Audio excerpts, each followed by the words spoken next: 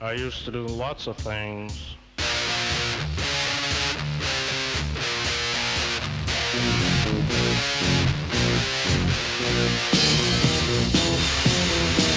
I used to do things and I'd say things and Jesus I was evil. Take things and break things and Jesus I was evil. I never shook baby. Big news. Yeah. JFK Files, more like JK Files. Nice. All right, we'll end on that note. Yeah. Yeah. So we got a lot more nothing regarding Yeah. the JFK thing. Unfortunately. I mean, I Nothing didn't do a isn't- deep dive, but it's like 2,000 pages or something. I don't know. It Yeah. was a lot. And, Yeah. Nothing as in like, not as in the past, it was usually nothing because everything was just redacted. Yeah. Maybe it's just like not there. And to be honest, it kind of makes sense. Yeah. Like why, the smoking gun, so to speak, just isn't in writing, isn't what they like. It's just not. I don't know. It also happened 60 years ago.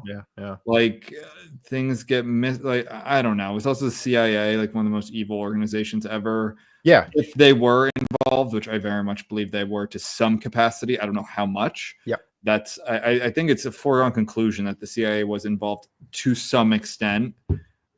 I don't know how much, and that may have been involvement in like simply knowing who Oswald was, and then just kind of monitoring him.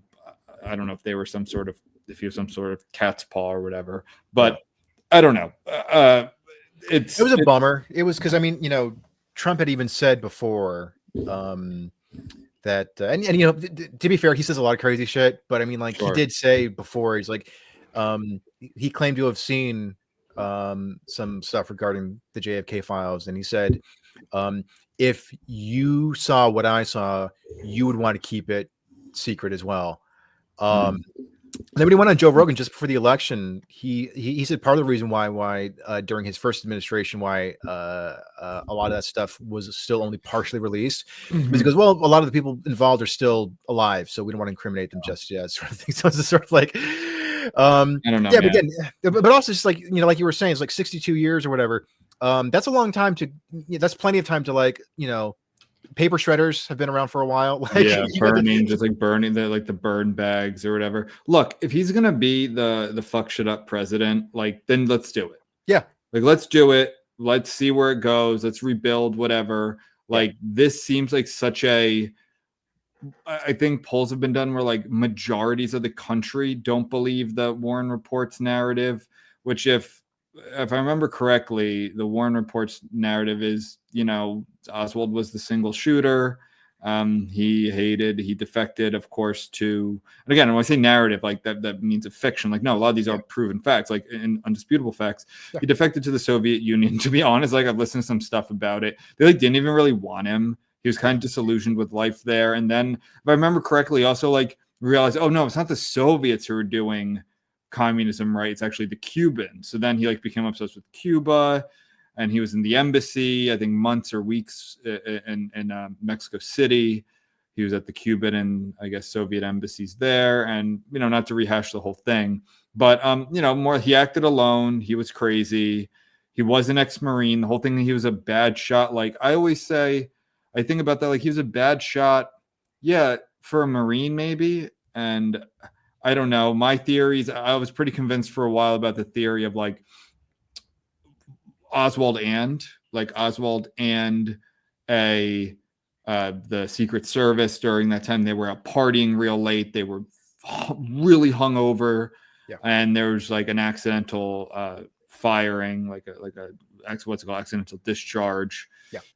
From the Secret Service, and obviously at the height of the Cold War, you didn't want to show that the men who are responsible for protecting the president of the United States are that negligent to kill the president of the United States by accident, whatever. So for a more fun topic within the JFK, we're talking about the movie 2, which has really, since 1991, has really, I think, formed a lot of people's opinions. You just watched this again last night, right? Yeah. We finished it last night. I watched it. I checked my reviews. I watched it in 2021. Probably for the first time, like start to finish. You know, when you're growing up, especially when we did stuff's on cables, like you just kind of catch, I think, pieces of movies more than people do now. But I loved it. It's long, but it's fun. It's got, you know, pissed off Cubans, the CIA, gay sex orgies in the French Quarter. Yeah. Kevin Costner doing a New Orleans accent. All sorts of fun stuff. And Tommy Lee Jones doing a gay New Orleans accent, like yes, it is Tommy Joe Lee Pesci Jones. with a really bad wig. Does Joe Pesci play Jack Ruby? Or No, he played David Ferry. The guy who played Jack Ruby is Brian Doyle Murphy. Brian Doyle Murray, who's Bill Murray's brother. Oh, okay. You'd recognize him. He's got kind of a raspy. He looks a lot like Bill Murray, but he's got a raspy voice. So he's done a lot of like animated stuff. He's done I didn't know. I didn't realize Bill Murray had a brother. Yeah, he's got two brothers, I think. They're actors as well. Cool. And the movie's got an amazing cast. So it's got Kevin Costner in the lead as Jim Garrison, Kevin Bacon, Tommy Lee Jones, Laurie Metcalf, who's most known for love Laurie Metcalf. Yeah, she's great. Roseanne, sister Jackie, right? Gary Oldman as Lee Harvey Oswald, Michael Rooker, Sissy Spacek as Jim Garrison's wife, Joe Pesci, Jack Lemmon has. It really is an amazing cast. Yeah, and this is Oliver Stone at the height of his powers here. Jack Lemmon, Walter Matthau, which is funny because they were the odd couple. Donald Sutherland as Mr. X, Ed Asner, John Candy, who shows up for like 2 scenes as a fat, New Orleans. Daddy I think they're having a meal in, if I remember correctly, Galatoire's, which is a famous restaurant right on Bourbon Street. Yeah, and it's funny. I'm like, wow, he really disappeared in that role. He just sunk right into that role. Like, I'm actually wearing my Keep New Orleans Easy shirt because obviously that's where Oswald. The shooting, of course, took place in Dallas. Yeah. Oswald lived in New Orleans. Yeah. And I remember when I was, very much considering living there, just like staying in New Orleans after law school. Yeah. I was looking at different neighborhoods, and his bar, like the bar that he would frequent, is called Henry's, I believe. And it's on, I think, Tchoupitoulas. I can't remember if it's on Tchoupitoulas or Magazine. I think it's Magazine, actually. And I remember being like, wow, this could be my neighborhood bar if I like moved to this neighborhood, like where I keep on wanting to say Patton Oswald, which is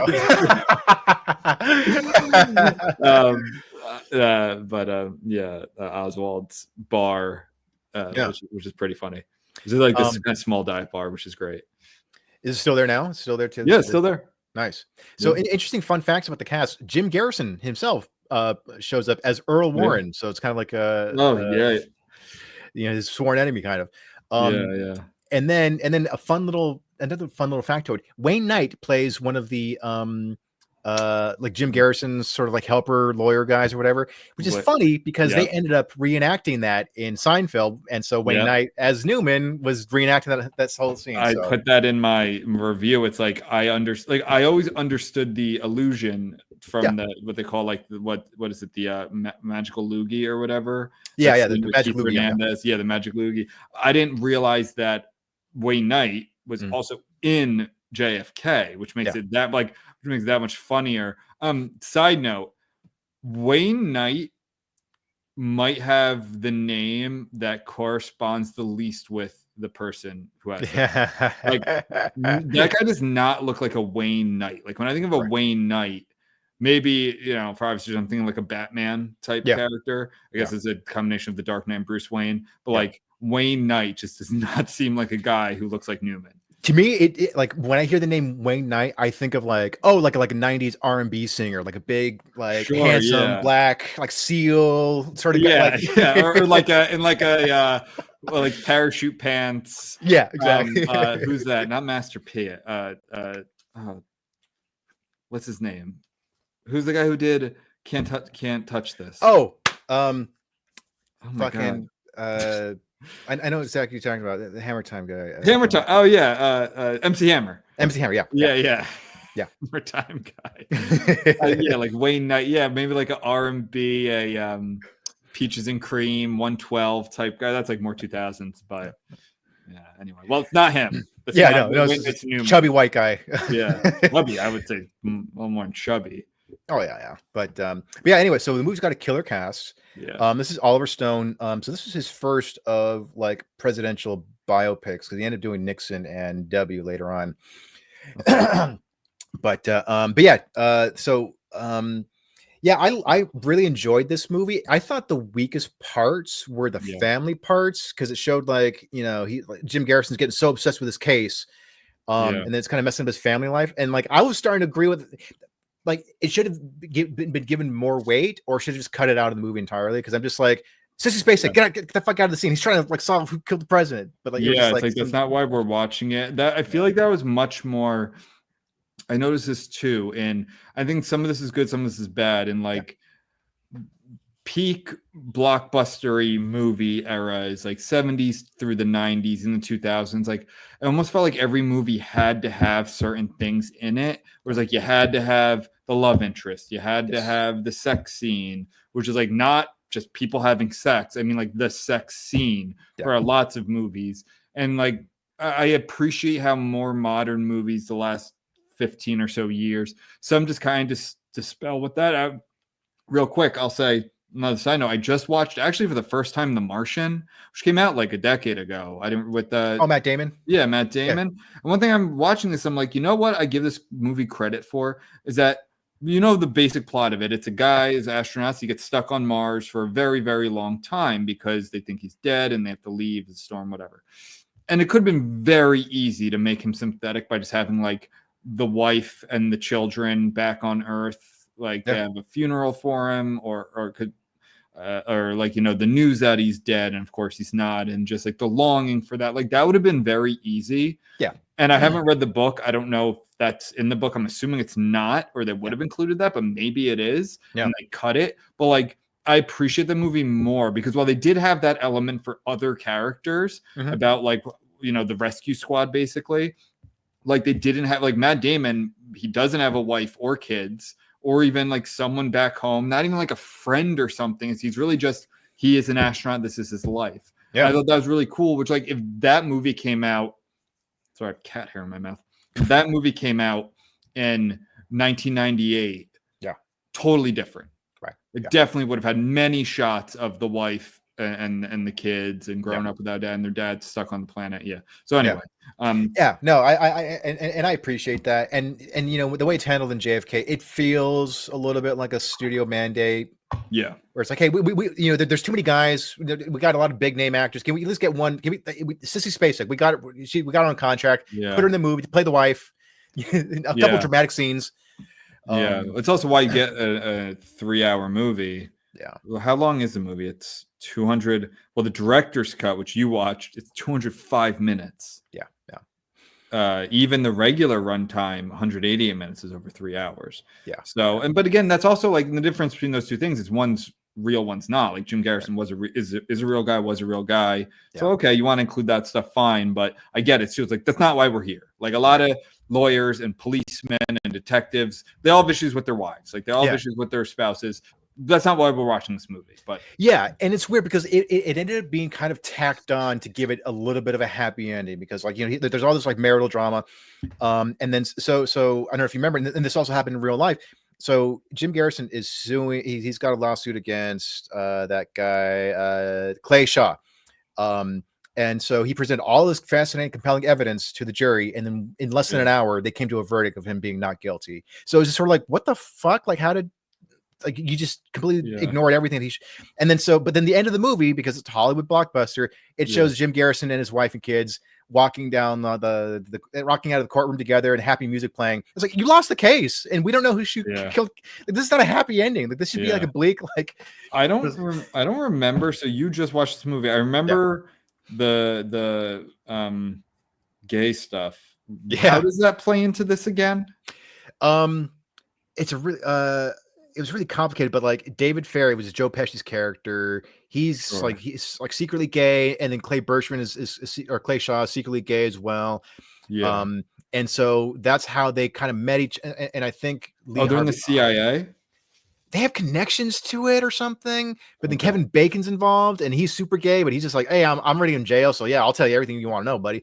I do remember that. Yeah. I remember the Kevin Bacon character. was already in jail, And one of them knew Lee Harvey Oswald because I think he'd gone to one of their gay parties, but not the gay orgy. But there was like something like that. But then Clay Shaw was trying to use that against Jim Garrison. Like, oh, the only reason he's coming after me is because I'm a gay businessman in this 1963 or whatever. So that's why he's coming after me. So that's why like that got a lot of extra attention. Yeah, I mean, there are just so many intertwining plot threads in this because it's like the mafia is involved, the CIA, the FBI, Cold War, Cuban, Soviet, and everyone wants Kennedy dead. So well, that's why it is the ultimate conspiracy theory, because it's like there are so many people who wanted this outcome. You had obviously the Soviets, you had Cuban communists, you had Cuban anti-communists who thought that, you know, Kennedy wasn't doing enough. You had the mafia who want him dead because of his brother who was cracking down on organized crime, RFK. You had the CIA for not doing enough during the Bay of Pigs and for just like trying to gut them. And they were really this sort of unaccountable shadow government in a way, especially when it came to the whole point of the CIA was that they do not operate in America. Spoiler alert, they totally do all the time. And I love that tweet that's like, yeah, the CIA was evil in the 50s, 60s, 70s, 80s, 90s, 2000s, and 2010s, and they made no reforms, but they're totally fine now. Yeah, exactly. It's like, no, they're still pure evil and run everything. And that's why it's whenever it's like, well, why doesn't this just happen? Why do these people stay in power? Why? It's because the CIA has shit on all of them.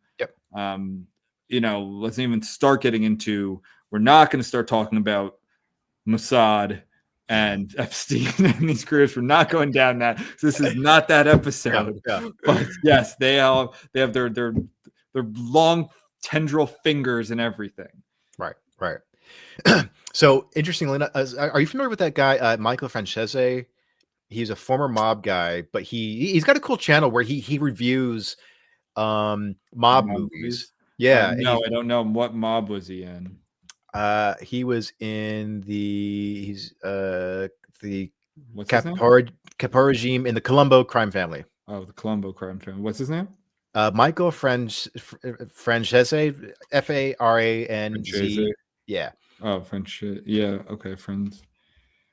So funny enough, his character was actually featured in Goodfellas very, very briefly. He gets name dropped in there during the scene in the club where they're going through and they're naming all the mobsters. Oh, there's Johnny 2 times, and then they mention Michael in the background. But anyway, I bring him up because, you know, he'll review, you know, mob movies and say like what was realistic, what wasn't realistic. But he was talking about the JFK thing. He goes, yeah, when I was growing up, it was like an open secret that the mob took out JFK. Because and also because like they had a lot of clubs in Havana, Cuba.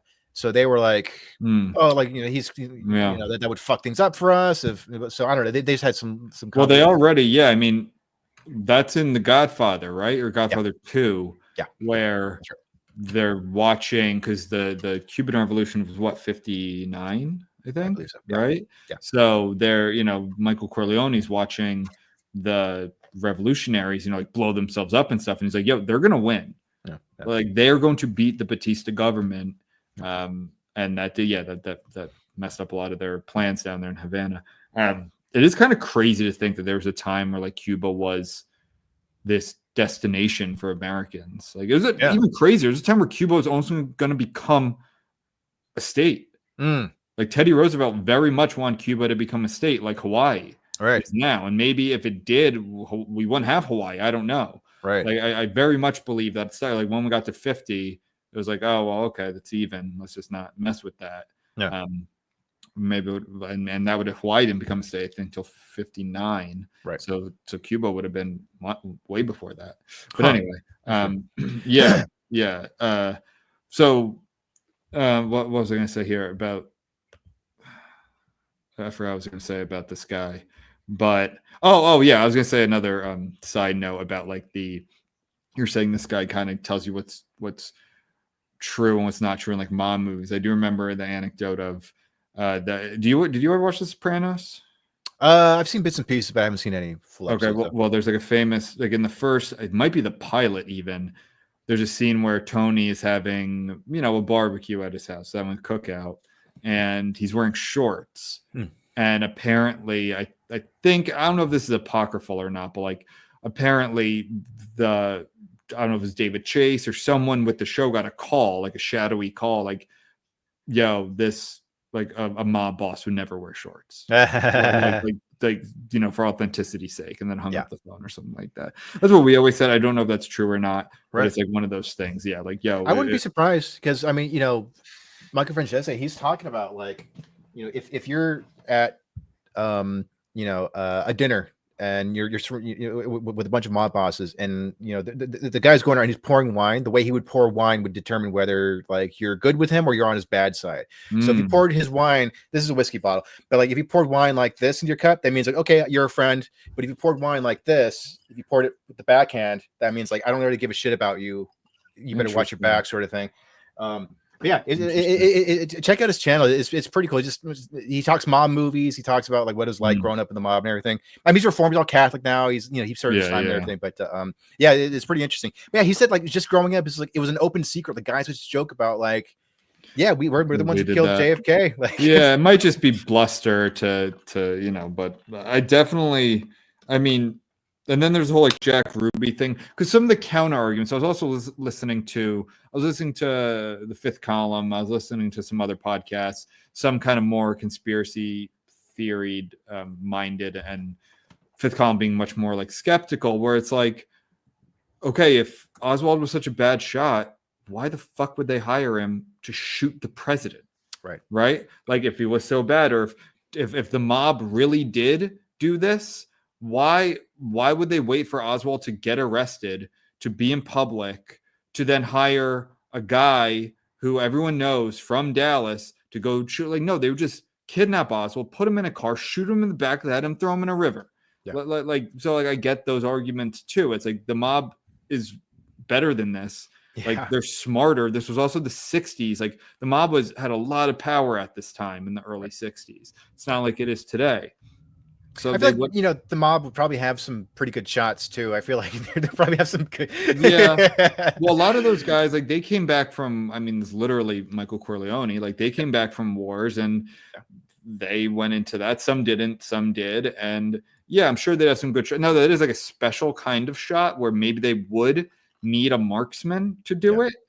But still, like the mob was also very like patriotic. I don't think they get some like communist guy to do this. So I don't know. At this point, it's like just part of the fun to kind of discuss. Oh yeah. Well, the other thing that's part of the fun, and this is free. This is mentioned in the film as well. JFK's brain has gone missing. What do you mean? So when they perform the autopsy on him, somehow his brain just went missing. Like they don't know where his brain is, which could probably tell us which direction the bullet came from. Right. So like, and to this day, like no one knows what happened to it. Yeah, exactly. Because it's mentioned in the movie, and so we'll get back to the movie. As much as I love the movie, it's one of those things where it's like it does reference a lot of actual things that happen and a lot of mysteries that have not been cleared up yet. But it also there's still a fair amount of like hearsay and speculation. So you're like, I don't know, right? And so it's like, so during the courtroom scene when Jim Garrison is talking about how come 6 years ago we still don't know where the president's brain went. I'm like, oh come on, that's ridiculous. And then I looked it up. Yeah, JFK's brain is missing. Like, so. Do you think someone just took it as like a memento? Like that would definitely, that would have definitely come out by now. Yeah.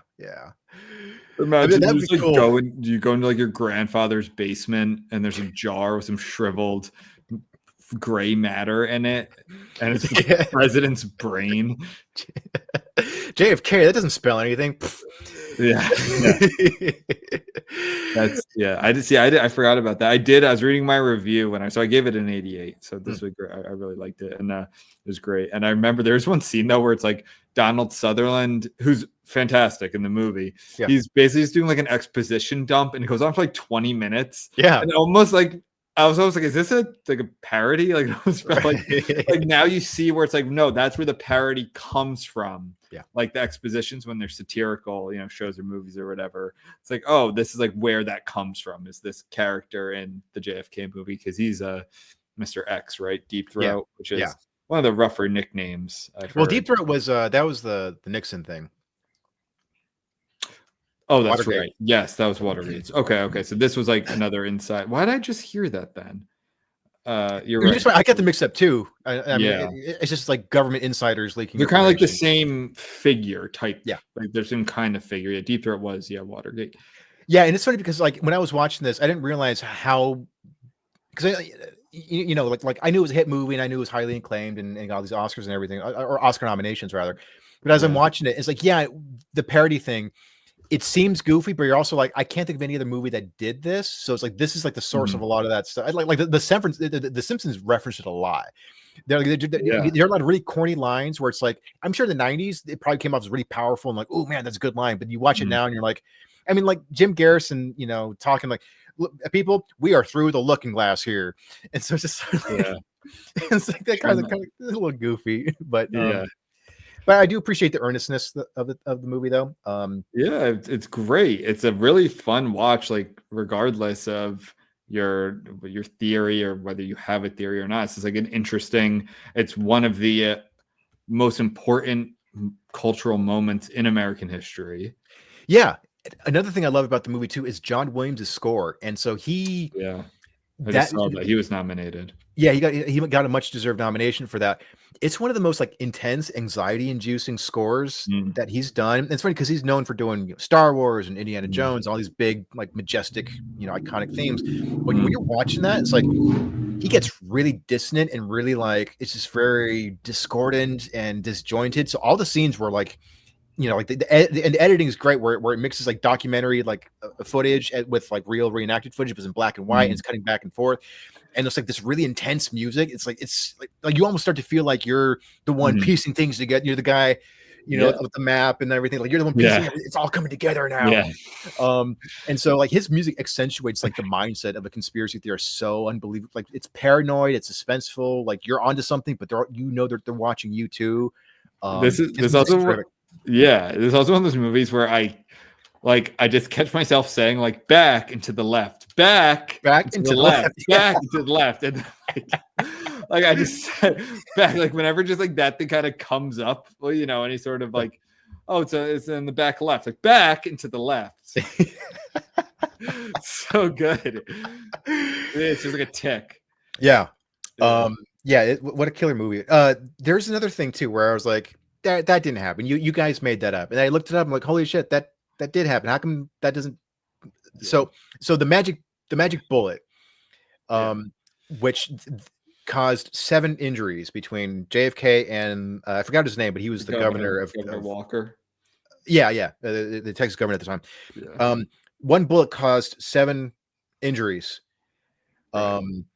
And then he's doing the demonstration, and also like he during the courtroom scene, like he shows like this is what a bullet looks like when it hits one bone, and it's like the bullet is completely shattered. But he's like, this is the bullet that was found on a gurney, the governor's gurney, when he's taken to the hospital, and it's perfectly intact. It just showed up there. Nobody bothered to say, oh, like how did this bullet get? Everyone just said, oh yeah, that one bullet, that shattered bone and muscle, it's perfectly intact, and somebody just placed it there on the gurney. So it's just, and I was like, I looked it up. I was like, apparently that's true. Like, and we just kind of accepted that that's the bullet. Well, weren't there actually 2 bullets though, and not 2 shooters? I mean, there very well might have been like 2 bullets because Oswald got off like 3 rounds. I thought 3-1, and then but I know that one ricochet like hit a tree. The tree, and then there's one that hit like an underpass or something because somebody got hit with like a piece of concrete in the face. I thought or something. Kennedy got hit twice. Oh, that's right. Because then the brain one too. So okay, and the brain one is the one that, with a theory that maybe I subscribe to, was the Secret Service, right? Because it was so close, and it was like a guy behind the car tripped, and the shot went off, and some thought it was the car backfiring. I don't know. I don't remember the details of it. Yeah. Last podcast on the left does a good breakdown, like 4 or 5 episode breakdown of ever, like even the beginning, like going way back on Oswald, on the show, all that. It's very good. And I know one thing they said, like I think they'll back into the left thing though could have been explained because, so if you don't know, President Kennedy had terrible health. Mm. Like he was a really, I don't know how to put this, like meek, like sort of afflicted man. He had really, a lot of people don't know that, especially because again, we're in the Cold War, like the appearance of power is more important than ever, right? It's like FDR during World War II, like he had polio. There are pictures of FDR. If you look closely, he's actually kind of being held up because he can't stand. So same with JFK. JFK had, I don't remember his exact ailments, but he was a very sickly man. Right. And so he was wearing some sort of like brace that like under his suit and everything, right? Like a back brace type thing. And so that like that when he got shot, where naturally you would have done. However, he actually went back into the left because of the brace he was wearing, something like that. And I don't think they talk about that in the movie. No, they didn't. Interesting. Right. So that's something. Again, I'm missing some details there. I know it's in that multi-part Last Pox on the Left episode, but that like does help explain that part of it. Interesting. Like why he moved so unnaturally when he got hit. Where it was like the shoulder or the back? Shoulder, and then like part of his wrist or something, or maybe hit the governor. But anyway, I was stricken with STDs from Pork and Marilyn Monroe. I think part of it might have been also venereal diseases. I don't remember exactly, but he had really bad health issues. Interesting. That a lot of people don't know about. It's because for obvious reasons, the government has an incentive to hide those things, right? Yeah. I mean, no, that hasn't changed at all, right? Hiding the president's cognitive ability and physical health. That definitely, the government never hides that from the people ever since. Right, exactly. Since then, definitely not in our lifetimes. That's never happened. Nothing but transparency on the health of the most powerful person in the world.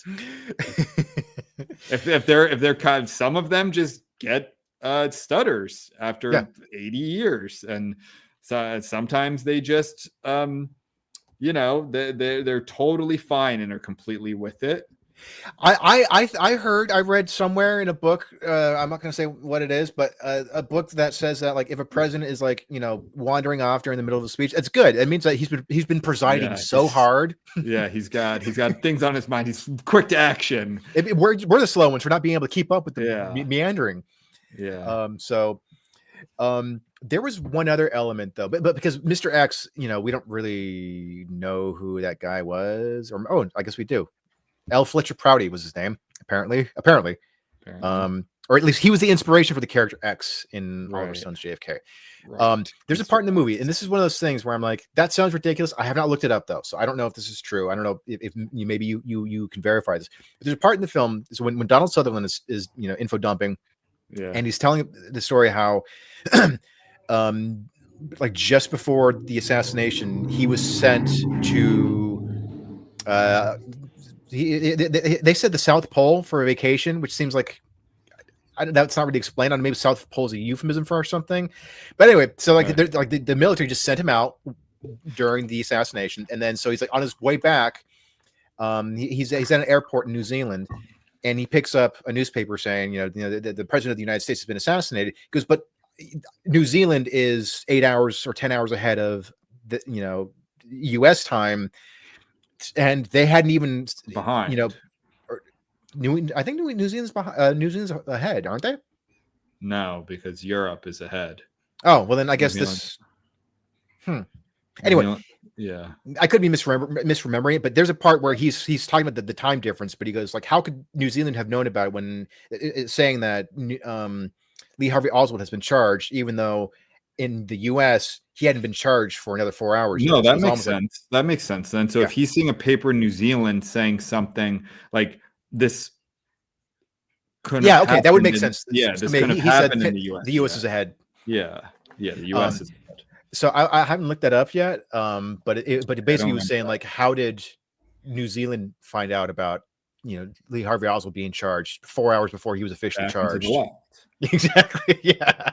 That's how clocks work. Oh boy, this guy's a Scientologist. So yeah, man.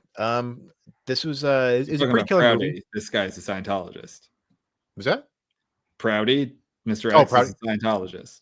Oh, he was. Like according to his Wikipedia page. Oh shit. And nothing is ever wrong on Wikipedia. Exactly. Yeah.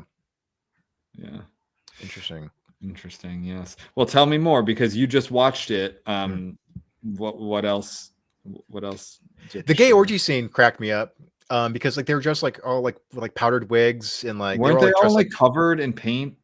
Did I yeah, remember that correctly? yeah, they're like these sort of Yeah. like French aristocrats with like powdered wigs and their faces were all painted and they're like, but then Yeah. like David Ferry, Joe. It was funny seeing Joe Pesci boss around like this French aristocratic gimpy Tommy Lee Jones. Like he's on all fours and he's like, Yeah. is this weird? Just like seeing him dominate Tommy Lee Yeah. Jones.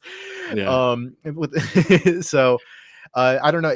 You've been to New Orleans a couple times. Like, is that and you've been an active participant in the gay scene there? Is that how homosexuality works in New Orleans? Like, is completely is a complete mischaracterization of the flamboyant gay party scene in New Orleans. Actually, it's probably pretty accurate. yeah, It's a very open place. It's like I like New Orleans. It feels like one of those places that how do you like? It's not Portland, right? Yeah. Like it has all the same kind of freedoms and stuff. In fact, probably more so because I think it's got more that libertarian spirit to it than like that top-down progressive left-wing spirit to it. right. But it's always been known for being a refuge for play. Like I know. They always do like they had gay pride well before in like the deep South. They like the first gay pride. It was always Labor Day weekend there. So it's not even like the now corporate June gay pride thing. Like this was a thing that was there. So, people all throughout the South where it was very hostile to gay people, they would go to New Orleans and it always kind of had that, joie de vivre or whatever of life. But no, I've heard besides just walking, around the gay section of the French Quarter. The intersection is Bourbon and St. Anne, so that's like kind of the small gay section where they have T-shirts that are like "Save a lollipop, suck a dick" and stuff like that. I always thought that was funny. Yeah. But yeah, I'm sure that's probably the most accurate part of the movie. Like their version of gay sex is like reenact like the French Revolution or something. At least they have style. Like now it's not style. It's just like a G-string and glitter. Then it was like the gays they really put effort into their parties. Yeah, it's a lost art. Yeah, there's a certain amount of like and historical accuracy to the gay orgy. Right. Which that's the most important part of a gay orgy. Right. And then condoms. Yeah. Yeah, interesting. I wonder if it's just like the degenerate influence of Frenchmen in that area. Oh, like why is it this like kind of party area? I mean, going back, it's always had. You want to talk like the history of New Orleans? It's a mix of different peoples, and it was one is a port city. At one point was the biggest port in America that's been overtaken several times over. But for a while it was like bigger than New York. I would imagine there'd be a lot of brothels in port cities too. Dude, there was a whole there's a good book called Empire of Sin, which is all about the red light district in New Orleans. Like a very open like legal brothels, and they had it was called Storyville was one of them, and then there was like Black Storyville. So it's like you want white prostitutes, you go here. You want black prostitutes, you go there. Yeah, and it was like totally, which is crazy because it's a very conservative state. Like it was a one party Democrat state, but that was when Dixiecrat, like very like still very conservative, very Christian, but they had this like party city to it. It had because it had rum runners during Prohibition. You had the rum runners from the Caribbean, and you had the European influences, and then the absinthe and the voodoo stuff, and it's just always been kind of that. And then that kind of got commercialized into what it is today. But yeah, I mean, that goes back to the kind of origins of it. You had to be kind of crazy to go live in like the 18th century, because New Orleans was founded in 1718. Because I was living there during the 300 years. I like to go live in this like mosquito, alligator, serpent infested place, far from France or Spain. There's a lot more Spanish influence there than I think people like the whole French Quarter, all that, all the wrought iron, all that is not French. It's Spanish. A lot of people don't know that. There are very few French buildings left because it's burned down twice. But all that architecture, that's all Spanish architecture, even though it's called the French Quarter. It's always just kind of been this really interesting, carefree sort of place, laissez le bon temps brûler, and it's thrived off of it. Interesting. And, I mean, good and bad. It's got its downsides. Yeah. Another kind of annoying thing about JFK, the movie, not the president, is so it mentions the assassinations of MLK and Robert F. Kennedy, and they're treated with such an afterthought. But like when Jim Garrison sees the announcements on TV, he starts like crying and freaking out. He's like, "Yeah, see, they're doing it to them too," and it's sort of like maybe, but like maybe either shine a spotlight on it or just don't reference it. Well, I think those are a lot more kind of tenuous. Like I think there's there's objective evidence CIA wanted MLK dead, but you know who also wanted MLK dead? A lot of white people. A lot of American, like just a lot of guys who didn't like him. And so it doesn't surprise me that James Earl Ray, who's just like a white supremacist guy, just shot him. Dumbest thing. It's like, my God, you have this civil rights league. Like, look, the country was going to civil rights. It was going to happen. So you kill the guy who's like, let's not fight.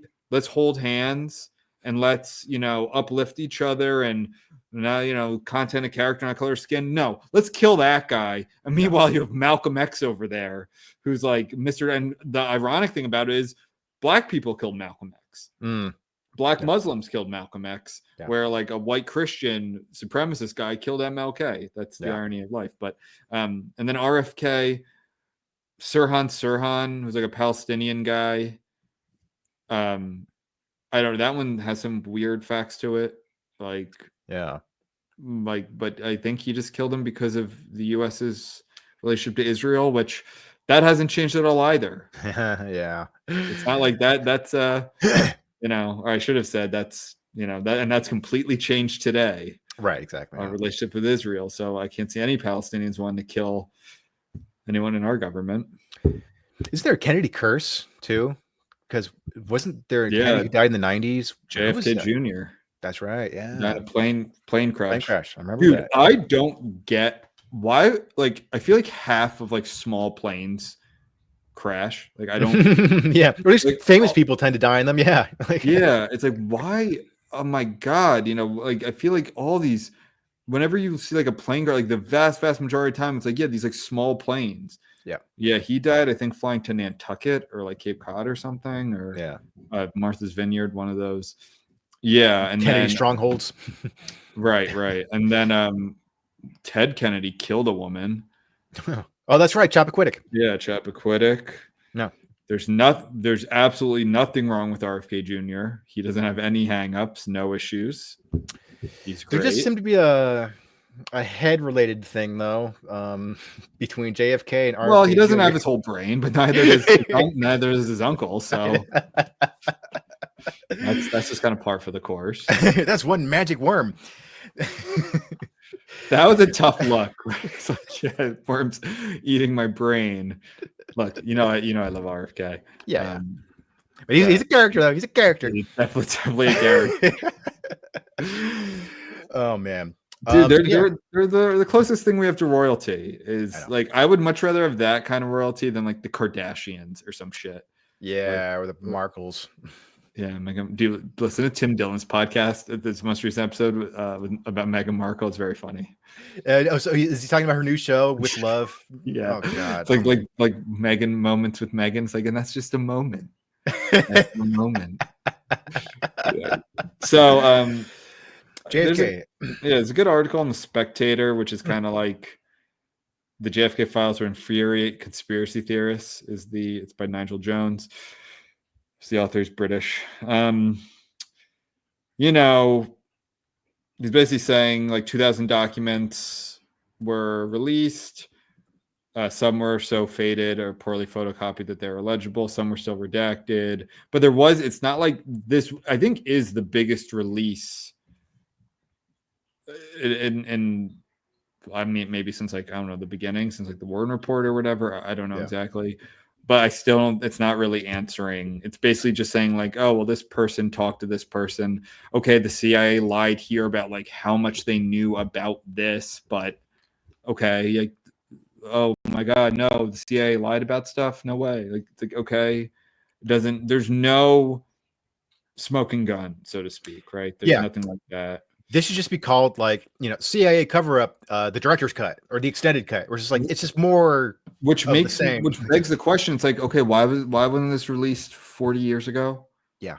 Why was this released 30 years ago? Like if it's not like like usual, the government just fucks everything up more. It's like you just made it worse by sitting on everything and hiding everything and letting all of us percolate about what happened. Yeah. And you fueled this stuff by just, if you're like, here's all of it. It was a crazy situation. Sometimes the stars just align and everyone wants someone dead and that person ends up dead. Right. And this time he happened to be the president of the United States.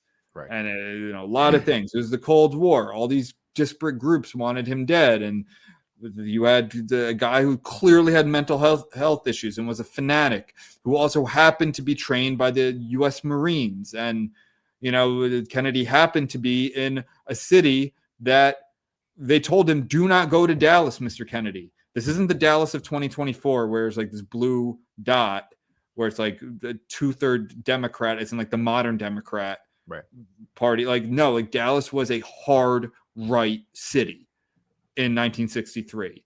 Right. Like, this was not a city that was friendly to JFK. And yes, sometimes the president goes there. And the ironic thing about it is that it was a crazy lefty who killed him in a city that's known for its hard right politics. Right. So that also is part of what they're saying in Fifth Column, where it's like, okay, he went to this dangerous city, but it's not like a right winger killed him. Right. Right. Yeah, the whole thing's interesting, man. I will say a fascinating aspect about the movie, or rather the legacy of the movie. The final report of the Assassination Records Review Board, ARRB, partially credited concern over the conclusions in JFK, the film, with the passage of the President John F. Kennedy Assassination Records Collection Act of 1992, also known as the JFK Act. So part of the reason why we've actually started to get like official releases about this is because of the movie. And it's also because of the movie, got some things wrong, took some creative license. So like, okay, all right, here's what actually happened. The thing in the movie didn't really happen. So but it's just, I don't know, it just comes off too much like a bait and switch of. Dude, yeah, I was 1 year old when this movie came out. Like, this shit should have come out a very long time ago. Yeah. Who cares? Like, I'm sorry. Even like, if the CIA if they are so strong and powerful, okay, they did it. Yeah.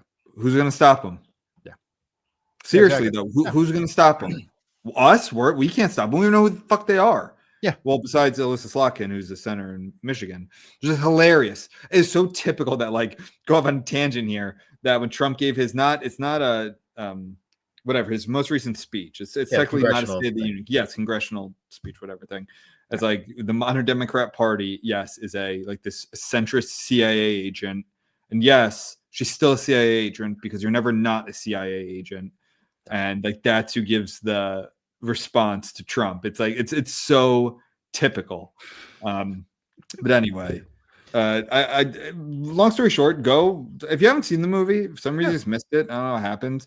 It's really very enjoyable. Yeah, no, it's a great conspiracy theory thriller. All the scenes of them like piecing things together. It's really cool. Like, I was watching it and like, yeah, it's got some corny parts and some things that are a little slow here and there, but overall it's pretty well acted, well made, very suspenseful movie. So yeah, I mean, it's definitely what Oliver Stone is most known for, right? Like, so that Platoon. Yeah. I wanted to see real quick, bear with me. Do you have any? So we want to do a segment. I think we started doing it a little about like a recommendation or something like not to see, or we want to do something like a book or a movie or a show or just something at the end of each episode that you can recommend or dissuade the audience. Yeah, actually, yeah, and this is something that I've watched pretty recently, actually. Oh, yeah. So Adam Ray, the comedian who does the Dr. Phil thing, so he's got a show called Dr. Phil Live, and a lot of them are actually they're all like the full show is up on YouTube for free, and I've been listening and / watching them a lot, and they're really fucking funny. It's him hosting, and he'll bring in other famous comedians, and then he's in character the entire time. It's just the Dr. Phil show. Yeah, with him being Dr. Phil. So it's like that. And isn't Dr. Phil's shtick, isn't it kind of like a somewhat more laced up, like Maury Povich type thing? Mm-hmm. Yeah. Like he kind of has on people with issues. Yeah. But it's supposed to be a little more like tenderhearted. Is that right? I don't really. Yeah. But then he's also gotten into like, and we're talking about like the real Dr. Phil. Yeah, the real Dr. Phil. Yeah. But he's also wandered into some more culture war type stuff. Like he's had like Matt Walsh on to debate like trans stuff. And the whole like critical race theory in schools. Like he's gotten more into like culture war stuff. Gotcha.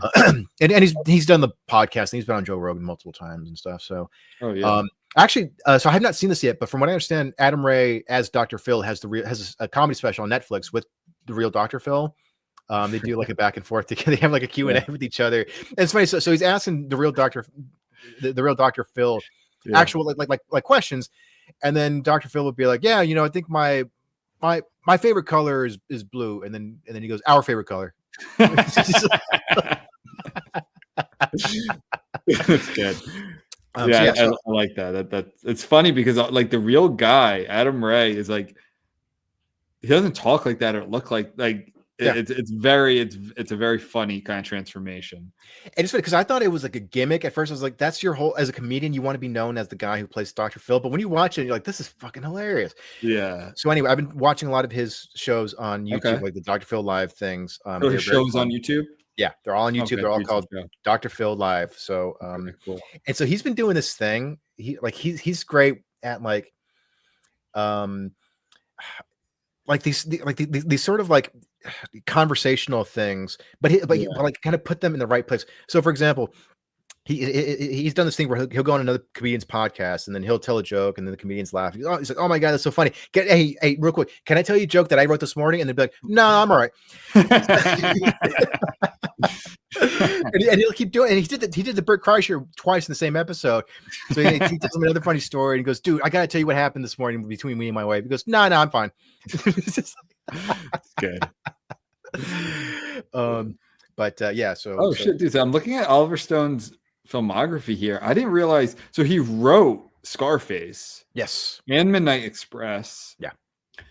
He directed Salvador and wrote it, which is a great movie. Highly recommend that movie. Ironically, it has James Woods in it, who's like a very right-wing celebrity actor, and even though Oliver Stone is kind of now somewhat what's the term, heterodox, I guess. Like he's a lefty, but he's not like just a typical lockstep with the Democrat Party with it, whatever they say. Yeah, and he's pretty friendly with Putin too, isn't he? Oh, maybe. I don't know about that. Yeah. I know he's like a Ron Paul guy for the Republican, like back then for the primaries at least, and he likes RFK. So he's kind of critical of the duopoly in a lot of ways. Yeah. Oh, he did Talk Radio too. That's a great movie. Born on the 4th of July. Okay, very cool. Natural Born Killers. Yeah, love that one. People vs. Larry Flint. Okay, he didn't direct. He's a producer for that, I guess. All right. Yeah, so mine is I'm going to say, so I finished, it took me almost 2 months, but I finished War and Peace. Oh. And here's my piece on War. Leo Tolstoy? Yes, that's the one. Nice. Also known as, in some translations, War, What Is It Good For? Mm-hmm. Seinfeld joke. Always. We'll cut that out. Well, okay, we'll cut that. War and Peace is a book. It's very long. And I'm going to go off on a limb here, John. I'm going to say something. Oh. It's too long.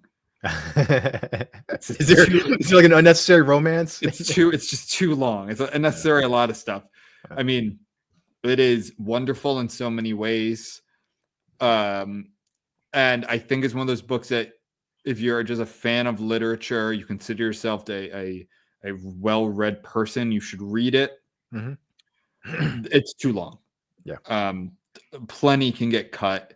It was actually one of those books where it's because like I won't go into a whole what is a Russian novel talk, but it was like part of Russian novelists. It was like they wanted to be their own thing. They didn't want to be like typical kind of like European novelists, like the French and English and Irish and all them, but they didn't want to just write nonfiction. So it was like, it was kind of like a mix. And there's a lot in here about like Napoleon and wartime stuff. And it's like, I wanted more of the interpersonal relationships. I wanted more of Natasha and Pierre and Anatole and these love triangles and the gambling debts and the duels and that kind of stuff. Like I didn't want just a book. Like, I didn't want these chapters about like the formations of soldiers shooting at each other and like Napoleon, like meeting with Napoleon. Like I don't care. Like I'll read a book about Napoleon for that stuff. Right. These battles were extremely important, fine, but I wanted more of like after Napoleon burned down Moscow, how were people surviving? I really I find like Russian culture to be enthralling and what these people have gone through. Like one of the areas I want to get most into. I mean, I have so many interests in history and stuff, like the siege of Stalingrad in World War II was so interesting, and just how these people have sacrificed so much to fight off the French and the Nazis. And it's a very interesting culture. And I wanted more of that, like how the church operates and sort of their, like why you read anything about different cultures. Their, what's the term I'm looking for? The, I don't know. What's the thing where it's like what they believe in? Like superstitions, like superstitions, right. And just like cultural things. Yeah. Marriage and dating relationships, and I like the book starts with a cocktail party and that sort of stuff. And I'm like, they could have cut so much of these other things. Like you could have cut so much of these other things. Right. So I am recommending it to read, as this is like, I feel like it's a box check. You should read this sometime in your life.